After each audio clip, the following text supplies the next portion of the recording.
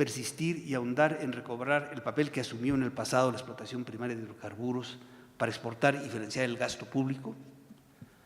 De alguna manera, insistir en el secuestro de la política financiera por parte de las finanzas públicas, es decir, que la política energética se confunda con la política petrolera y que ésta sirva para satisfacer objetivos de finanzas públicas y no para satisfacer un objetivo de política energética y mucho menos un trilema como el que mencionaba.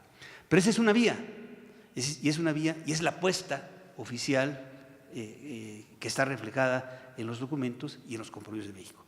Una segunda, que también es una opción extrema, es movilizar el potencial de recursos naturales enorme, tecnológicos enorme y humanos, para insertar al país en la transición energética global hacia fuentes renovables diversificadas.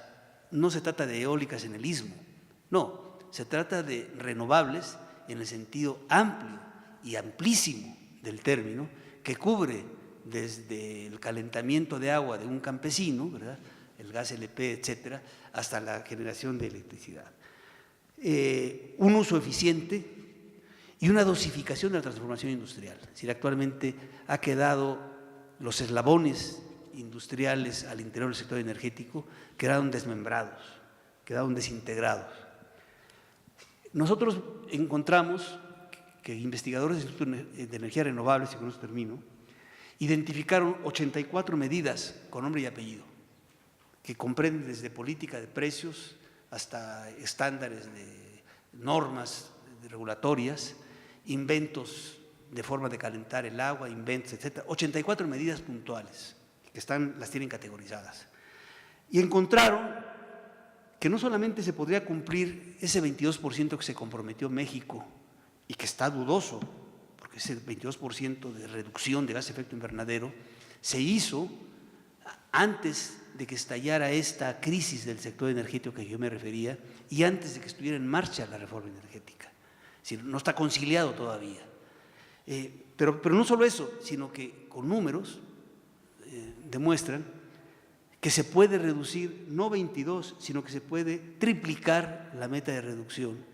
Y ellos señalan 84 medidas.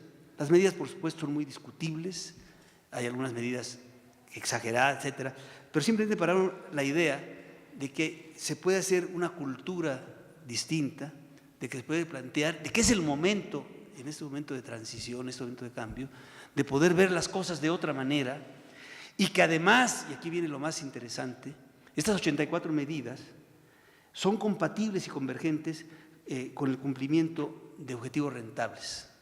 Es decir, ellos demuestran que lo que hay que invertir para hacer sus cosas que plantean, algunas muy baratas, otras muy caras, que son 130,000 millones de dólares en no sé cuántos años, va a permitir un ahorro de combustibles del doble.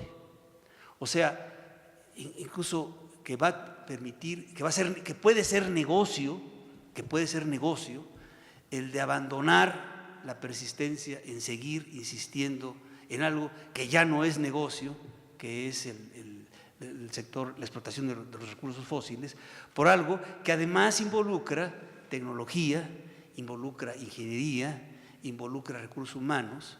Es impresionante la cantidad de esfuerzos que en toda la República se observan en universidades, en escuelas, en núcleos indígenas, etcétera. Es decir, pareciera como si hubiera una conflagración en contra de las energías renovables y cómo a pesar de eso surgen, brotan por todos lados cosas impresionantes, inventos, etcétera.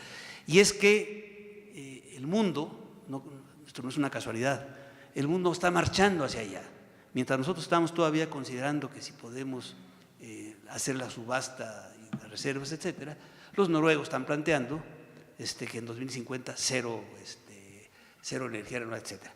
O sea, pues ahí está, por supuesto son planteamientos estratégicos que merecen un debate, pero lo que sí está claro es que estamos en un momento muy crítico de definiciones estratégicas y que tenemos la oportunidad, pues, si se quiere ver de esa manera, de que podamos cambiar el rumbo que ha tenido históricamente nuestro país y hacer por primera vez una política energética, en vez de tener una política energética capturada por el sector de los hidrocarburos y a su vez capturada por las finanzas públicas. Muchas gracias.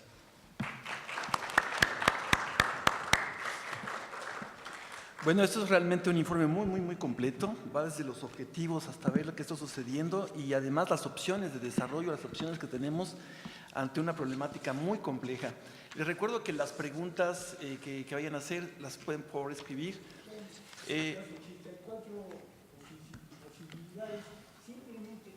Un momentito, por orden. Le vamos a dar, tenemos dos comentaristas, le vamos a dar primero la palabra al embajador Jorge Eduardo Navarrete y luego a Manuel Aguilera. Adelante, embajador. Gracias. Yo voy a ser muy breve, dada la hora y los trabajos previos en los que hemos participado. Quisiera acotar, apuntar algunos elementos que complementan la exposición que ya escuchamos de Ramón Carlos Torres, que resume muy acertadamente en su fase actual el trabajo preparado para el informe de desarrollo 2016 del PUED. Un elemento que se suele pasar por alto, pero que es importante tener en cuenta, es que las metas del milenio no hicieron ninguna referencia a la energía. No hubo una meta de desarrollo vinculada con la energía. De suerte que el que ahora se establezca el ODS 7 para que la comunidad internacional garantice el acceso a una energía asequible, fiable, sostenible y moderna para todos, representa un cambio del enfoque, de la noción, del rol de la energía en el progreso social, en el desarrollo económico, visto además desde el ángulo de los usuarios, de los consumidores de energía. Porque este objetivo alude a lo que hagan las sociedades, no para las empresas productoras o distribuidoras, sino a lo que hagan las sociedades para que la energía sea en efecto un elemento adicional a el funcionamiento de la sociedad misma, de sus formas de producción y de los estándares de vida de la población. Por eso el énfasis está en que la energía sea accesible y asequible, que esté al alcance de los consumidores, tanto en términos físicos como en términos económicos. Y si bien el indicador para energía eléctrica que se maneja es de el porcentaje de usuarios conectados a la red, si se ve a fondo el asunto, hay que avanzar un poco más. Hace un momento se discutía en este seminario un concepto de acceso efectivo a la salud, del que hablaba Ciro Murayama. Y en el sentido de acceso al servicio eléctrico, también el concepto de efectividad del acceso, en términos de que el usuario pueda permitírselo en términos económicos por el costo y en términos físicos por la facilidad de que la conexión a la red se realice, sea eficiente o se tenga acceso a otras formas de energía, fundamentalmente las renovables, no puede dejar de tomarse en consideración. Un segundo elemento que me gustaría subrayar es el relativo al principal indicador de eficiencia energética, que es la intensidad energética. En relación a países comparables con México, en términos de grado de desarrollo, nivel de ingreso, tamaño económico en algunos casos, es este un aspecto en el que nos hemos quedado un poco rezagados. La intensidad energética de México, medida por la Agencia Internacional de Energía, pasó de un coeficiente de 4.8 en 1990 a otro de 5.7 en 1990 a otro de 4.8 en 2010. Es decir, se requirieron 20 años para abatir en alrededor de 15% la cantidad de energía que en este país se necesita para producir una unidad de Producto Interno Bruto, sea que se mida por $1 o por $100 o por $1.000.000. La cantidad de energía necesaria para producir ese volumen de producto es el coeficiente de intensidad energética.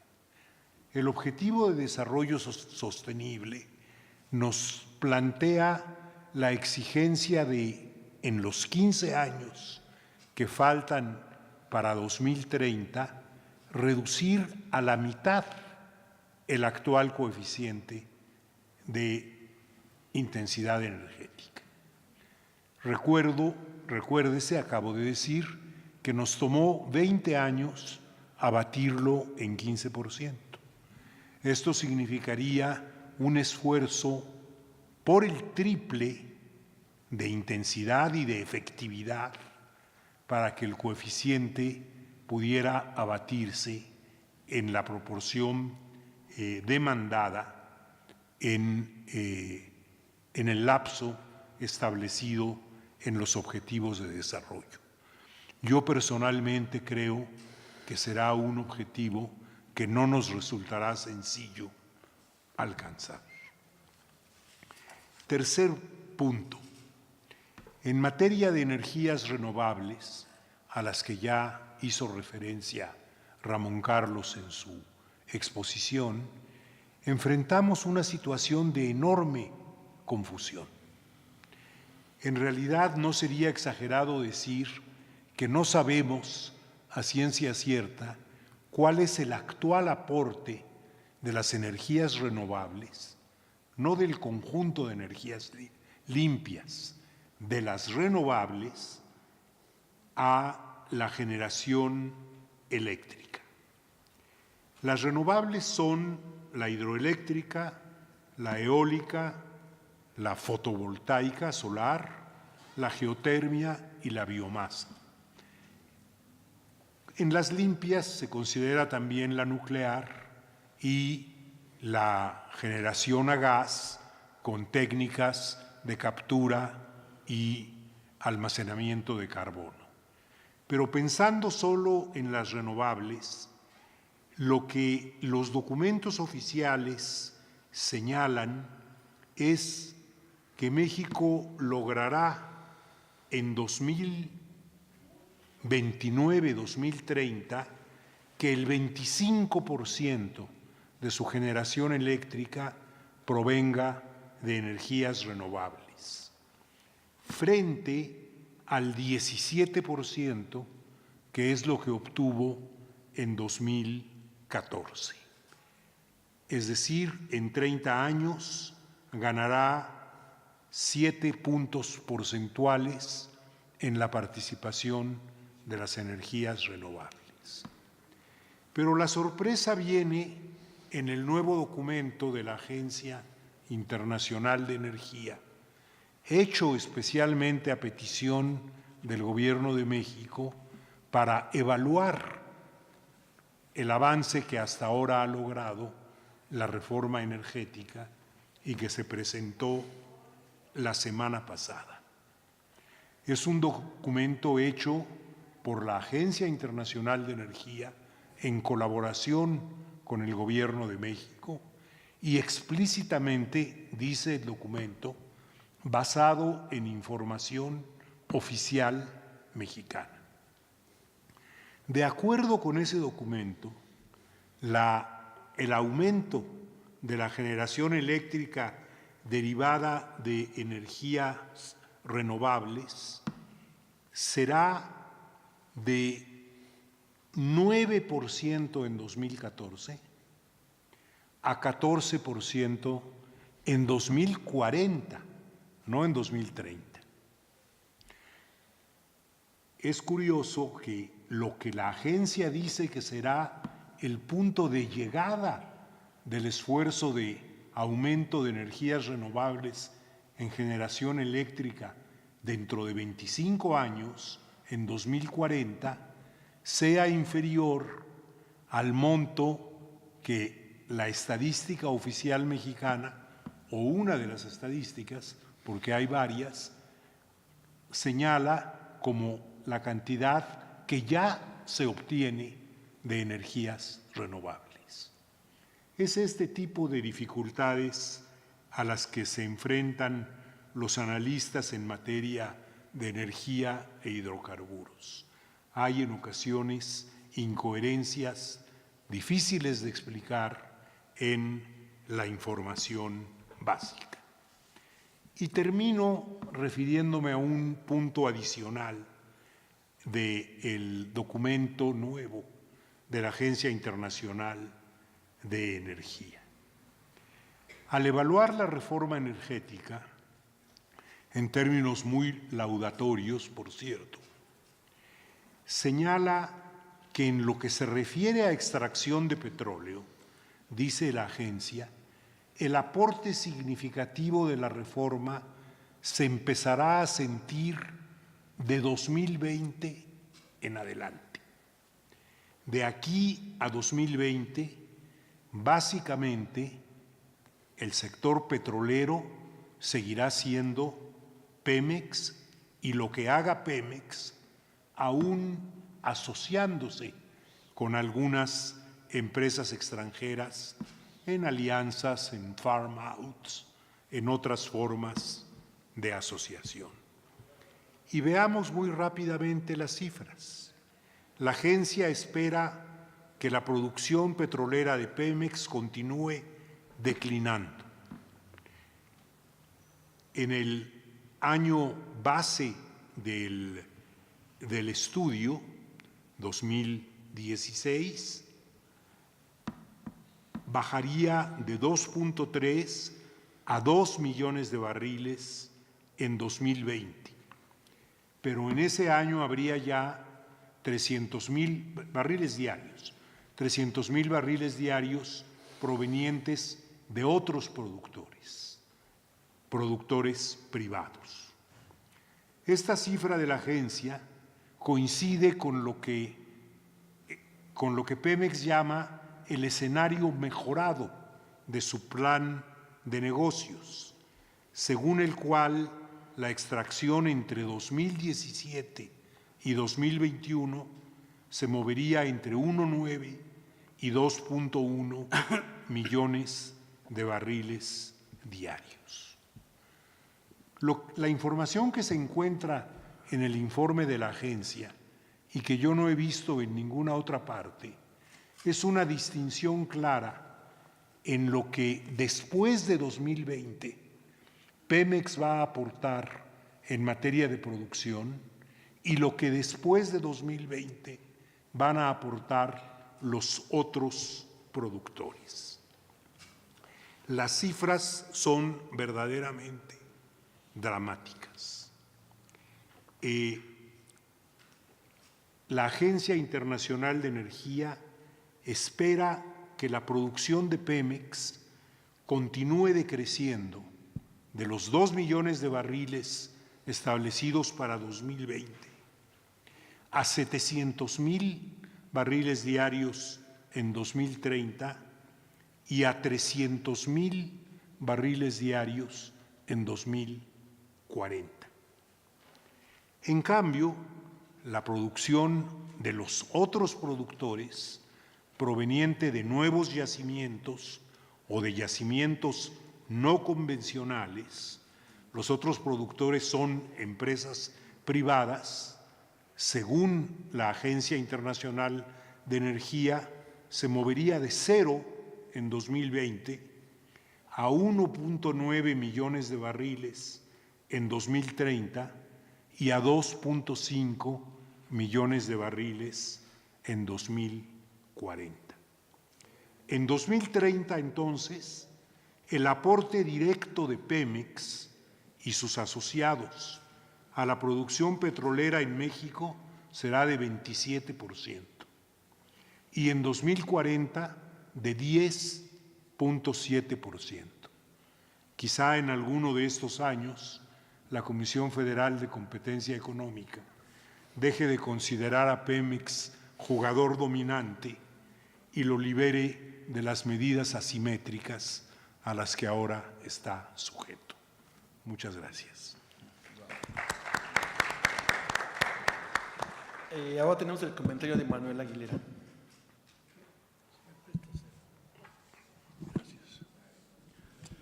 Muy brevemente, ustedes están cansados y yo también. Dos cuestiones me parecen a mí muy importantes.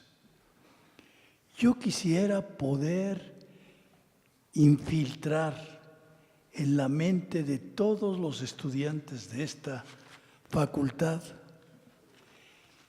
la dimensión histórica que ha tenido el proceso de privatización de Pemex. Es, en mi opinión, y sin eufemismos, la mayor traición que ha tenido el país en los últimos 70 años. Y es, como traición, condena, porque nos han condenado a ser un país extractivista, primario exportador, y echamos por la borda todo aquello que nos han enseñado en estas aulas, que proviene del talento indiscutible de aquellos economistas latinoamericanos encabezados por Previch, demostrando que la vía primario exportadora es una condena al subdesarrollo. El segundo punto que yo quisiera subrayar es algo que está presente y que no nos hemos enterado, por lo visto. ¿Qué piensa el señor Trump? Ciertamente es muy difícil adentrarse en las concepciones de un señor que se dedicó año y medio a lanzar majaderías y no a exponer ideas. Pero bueno, no puede ir en contra de los intereses que representa su país, ni de la filosofía económica que animó a los votantes a favorecerlo al extremo de ser el próximo presidente del país bélicamente más poderoso del mundo. Todavía no alcanzamos a mirar, a vislumbrar siquiera la dimensión de lo que podría yo llamar el trumpazo. La vamos a ver, naturalmente, en migración. No es que vayan a echar fuera de los confines de Norteamérica a todos los mexicanos ilegales, pero una buena parte sí. Segundo, no va a construir el mundo como lo hemos concebido, simplemente va a seguirlo construyendo como lo empezó a construir el señor Clinton hace 18 años. Y tercero, nos van a someter a la prueba mayor desde el punto de vista económico e ideológico con la revisión del Telecán, porque ese es inevitable. Creo que a los mexicanos, especialmente a los que son responsables de las políticas públicas, no les ha caído el 20. Es tiempo que les caigan para ver de qué tamaño va a ser las implicaciones que tenemos con la presencia de un individuo de la personalidad de Trump. Ya no les pido al gobierno mexicano ni dignidad, ni respeto, ni exigir a la autodeterminación de los pueblos, etc. El gobierno mexicano en las últimas 2 décadas se ha dedicado a ser un humillante vasallo de los designios norteamericanos. No puede bajar más. Y por eso nos desprecian tanto, precisamente por nuestra vocación al vasallaje. Pero no estamos reaccionando apropiadamente respecto a lo que viene. Y ese es el último comentario que yo les hago frente a ustedes antes de que se vayan a comer. Muchas gracias.